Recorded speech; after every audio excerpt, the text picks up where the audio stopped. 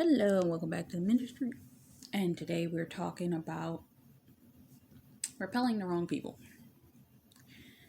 Repelling the wrong people. This is a tricky one because of the fact that we're in a season where we're coming into a state of elevation. God is giving us wisdom. We're seeing exposures. We're seeing transitions. We're seeing shifts. And there's an element of being cautious.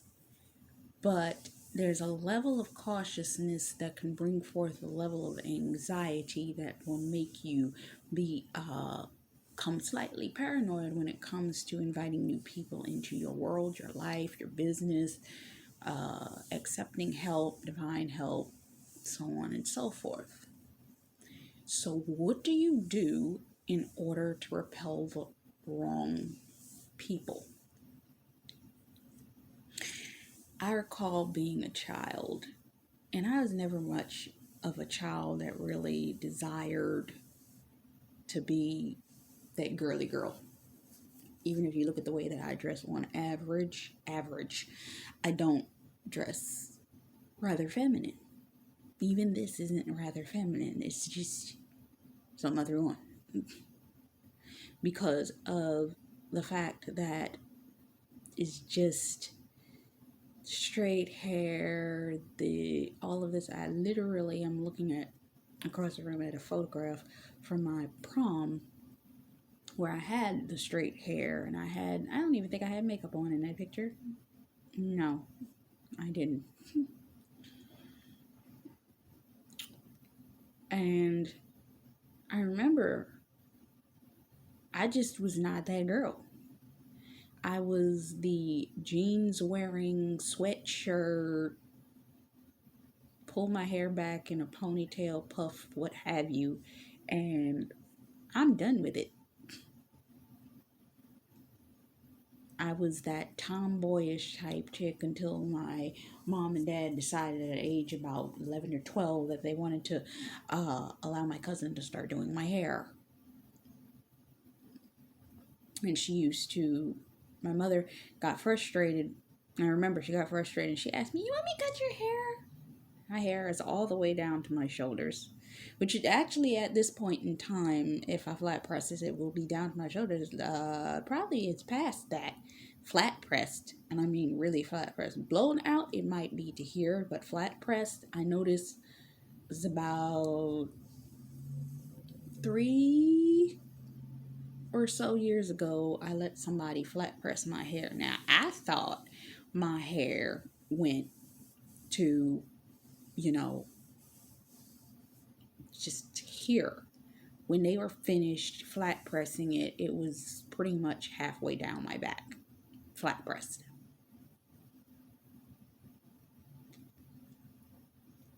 And halfway, 3/4 of the way down my back.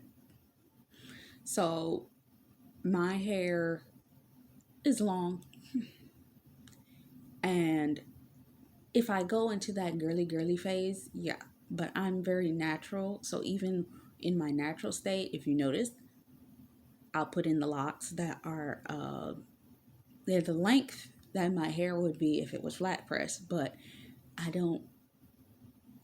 have no patience for flat pressing my hair. And personally, when I left that season, it was a part of myself that I left behind in leaving behind flat pressed hair and all of that. It's just not who I am anymore. I don't really like having my hair flat pressed. It's nice to see every once in a while how long my hair has grown, but I prefer keeping my hair in an afro. I prefer keeping my hair in protective styles because I like the look of locks. I really do. That's why you see when I take my hair, I put it in lock formation. Beaded locks are my favorite look.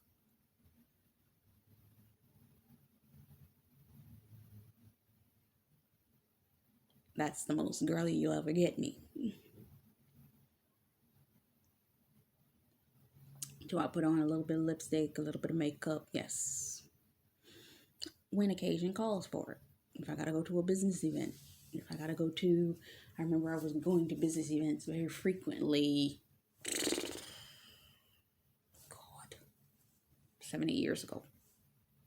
I was going to business events frequently, dinners and luncheons and all of that kind of stuff. It was a local group that I had involved myself in, and I was presenting myself and whatever projects I was working on.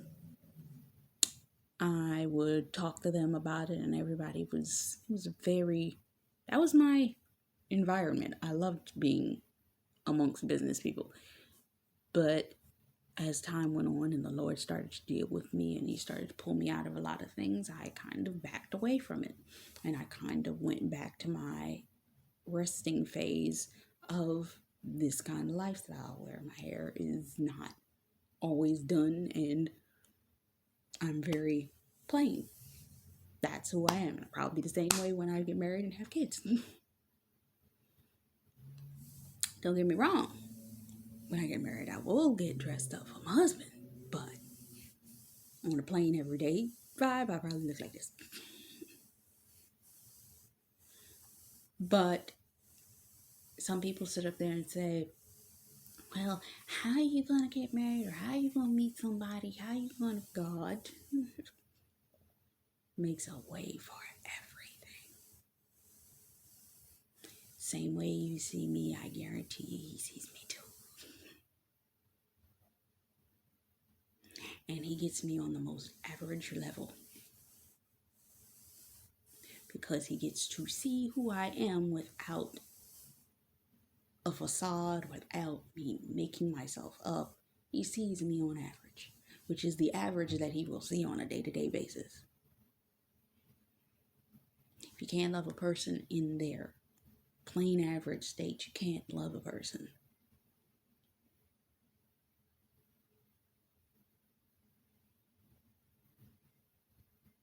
Because I guarantee you, Mr. Finesse, Mr. GQ, Mr. Gorgeous, when he goes home at night and he gets to being himself, yeah, his physique is probably going to still look his physique, but he's more than likely going to be very chilled out type guy.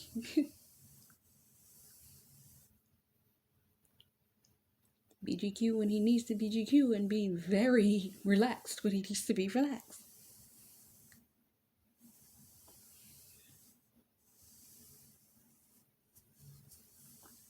But the point being is, when you are attracting somebody into your life, you are either going to attract people or you're going to repel people. This appearance, on occasion, may actually repel people. And if I sit up there and I dye my hair, I straighten my hair, I curl my hair. I remember it was a time frame sometime within the last 6 or 7 years.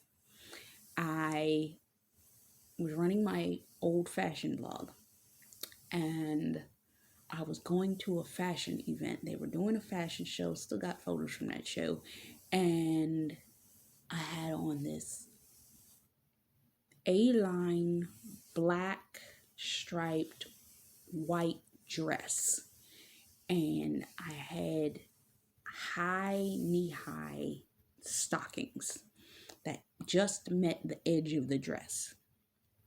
Red hair, makeup, earrings. I was dressed the best way I felt for that event. I get to the area of the event, I'm a little bit lost as to which direction this building is in. So I see a guy. I'm thinking that this guy is going to be just a regular average dude. And he may be able to point me in the direction of the building I'm looking for. Why does this guy literally solicit me when he sees me? Because I got on makeup and a dress.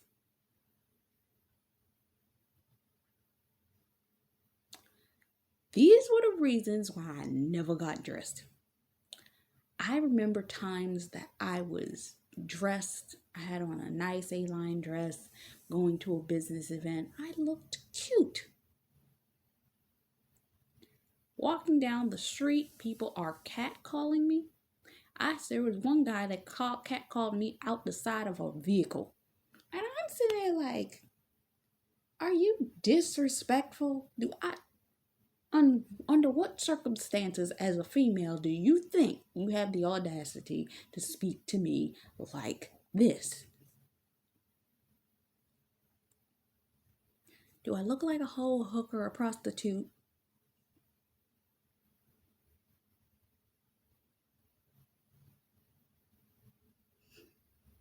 I'm going to a business event.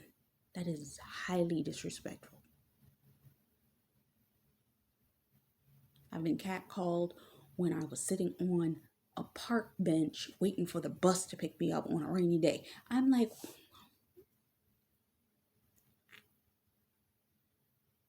just because I had on a little bit of makeup and looked halfway decent.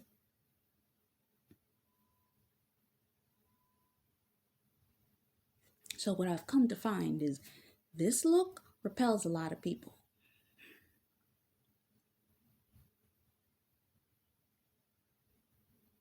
A lot of times I will come to find that people will not make advances to you if you look like this.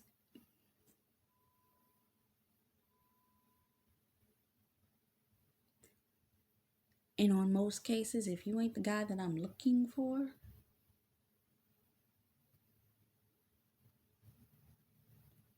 it takes a special type of guy to still be attracted to you when you're in your plain state. I talked about this in a previous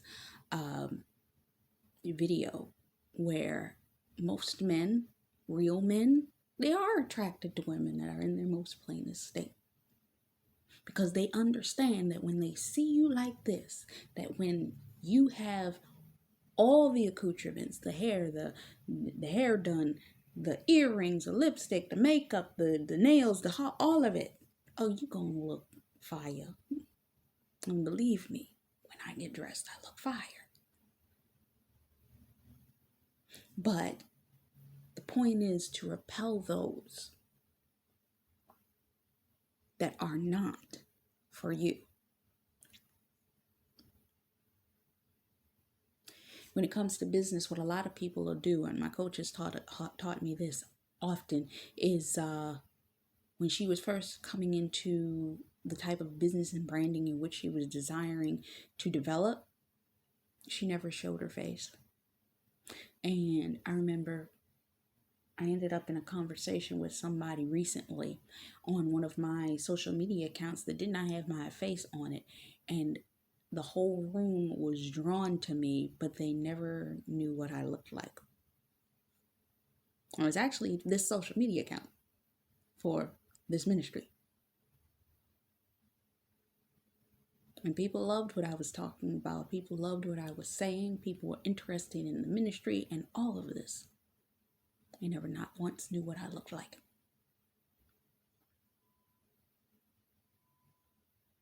The person that I follow, she has hundreds of thousands of followers.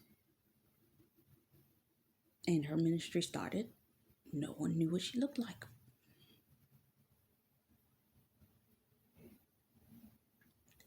And it's that element of, in the phase that I know that I'm going into, I'm really debating as to whether I will pull my face off of everything in which I'm doing. Unless it's dealing with something very public. Public brand, music, this. If in relation to my relationship, if it comes down to that. Other than that, my name or my face won't be associated with a lot of the things that I'm doing. And I'll do that for safety precautions for what it is that I'm building. Because we want to repel the ones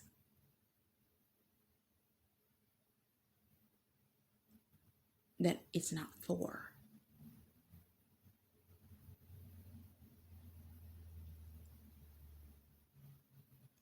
You have to know where you stand. You have to know what you're walking into. You have to know that you have to gauge a person. Something one of the young women I listened to said very well. It's like, sometimes you have to make yourself appear a certain way because you're undercover. And it is true. As a Christian, you have to be wise as a serpent, but gentle as a dove. You have to look like the one that's least likely to be the biggest issue. It's another young woman I listened to it. She put it this way. She said that the reason I have you looking like this, the Lord was telling her, the reason he had her looking the way that she did because she looked approachable. But if people start acting stupid, she can come out the other side of her mouth and let them know, don't do that. Not to me. See, the biggest issue that I've always had is two things. When it came down to me coming out of this person that I am, there was a part of me in a season of my life when I was heavily involved with a lot of people in business. In that environment, I was always dressed up. I was always dressed to the nines. I was always this, that, and the other. Pinstripe suits, this, that, and the other. You see me like this, you didn't think that when I was in those environments. Or let's say the secondary thing is dealing with certain types of people. Because some people, they come at you in the wrong way. They either come at you disrespectfully, much like I said, the ones that catcalled and disrespectfully stated what they stated when I was dressed up.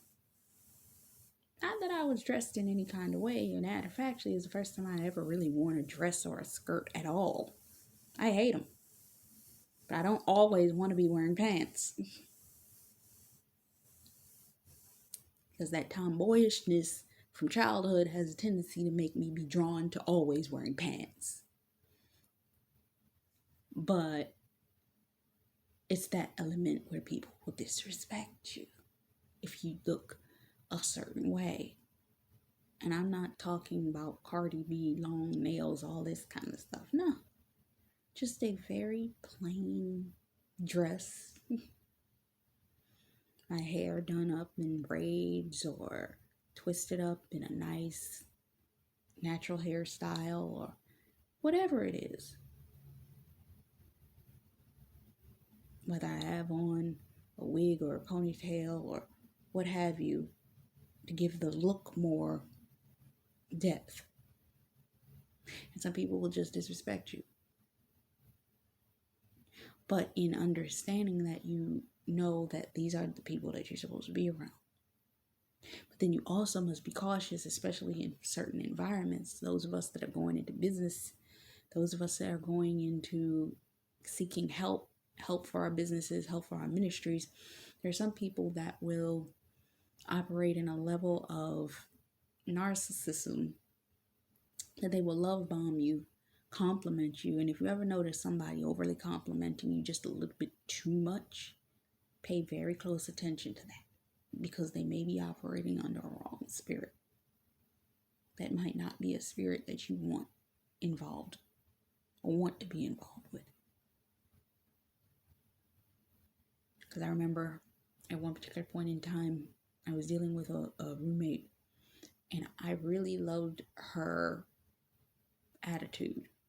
But both of the roommates I had that were like this, they started out nice, and toward the end of our relationship, they either went Dr. Jekyll and Mr. Hyde on me, meaning they literally turned on me. And one, the last time I dealt with them, they turned on me. And the other one viciously attacked me on repetitive occasion. But as a narcissist does, they will act nice around everyone else and be vicious towards you. And you can't tell nobody else about them, because you tell them anybody else about them, they won't believe you because they never act that way in front of them. And it's painful because you can't really prove it, but they demean you and make you feel horrible. Now think about this when it comes down to business. Do you want to get into a business relationship with somebody? I remember one time I was dealing with a woman, and she would always give me compliments on how well I did the work with her. But then when it came down to certain things I'd be asking her advice about, she would always manage to find a way to confuse me. And I'm like, how is it that you're always confusing me? This is a trick of the enemy that he does. That he will create an issue and then turn around and become the solution for it.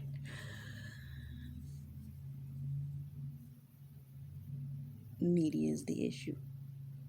Think about it.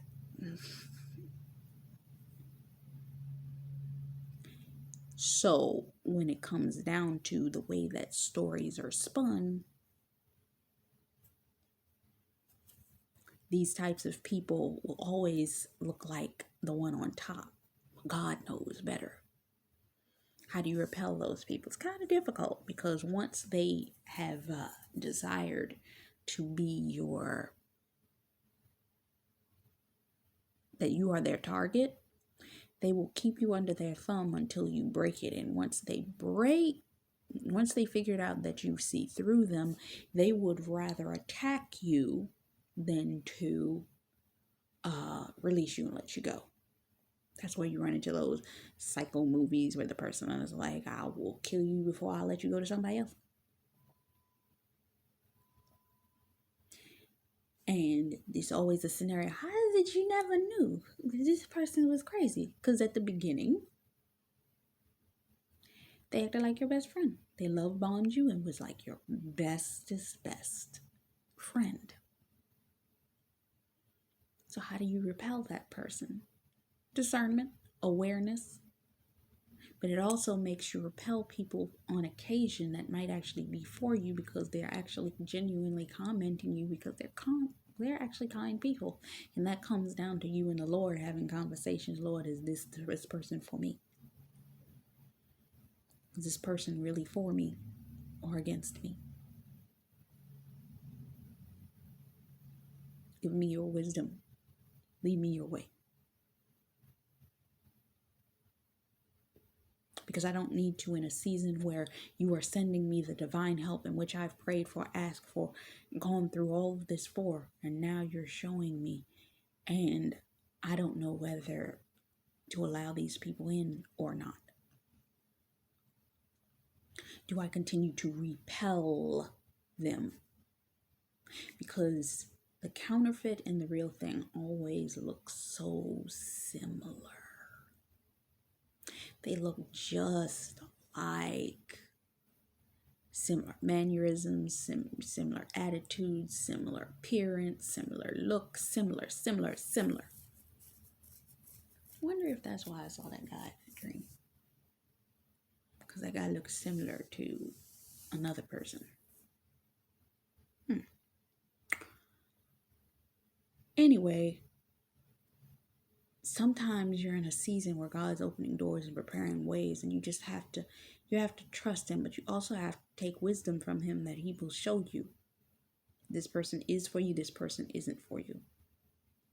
And you sometimes find yourself in scenarios where the real thing and the counterfeit come up at the same time. The wheat and the tares come up in the field at the exact same time.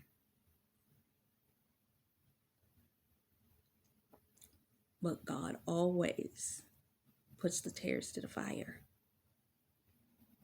And the tares are going to burn right up.